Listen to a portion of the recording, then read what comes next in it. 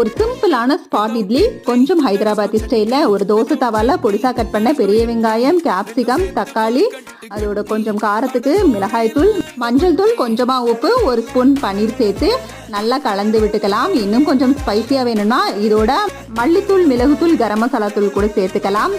நல்லா வெங்காயம் வதக்கிடக்கூடாது. ஓரளவு கிரன்ச்சியாக, அதாவது கடிச்சு சாப்பிட்றப்ப கிரன்ச்சியாக இருக்கிற மாதிரி அளவு வெங்காயம் வதங்கினா போதும். வெங்காயம் தக்காளி வதங்கினதுக்கு அப்புறமா கொஞ்சமாக இட்லி மாவை இது மேலே நல்லா ஸ்ப்ரெட் பண்ணி ஊற்றி விட்டுட்டு அதுக்கு மேலே நான் சேர்த்துருக்கிறது கருவேப்பிலை பொடி தான்.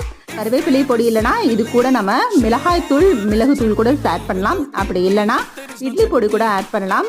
நான் கருவேப்பிலை பொடியும் கொஞ்சமாக மல்லித்தூளும் சேர்த்துருக்கிறேன். இதுக்கு மேலே தேவைப்பட்டா பன்னீர் டேஸ்ட் பிடிக்கும்னா கொஞ்சம் பன்னீரும் ஆட் பண்ணி நல்லா வேக விட்டு பெரட்டி விட்டு எடுத்துட்டோம்னா ஒரு சிம்பிள் அண்ட் ஈஸியான ஒரு ஸ்பாட் இட்லி ரெடி.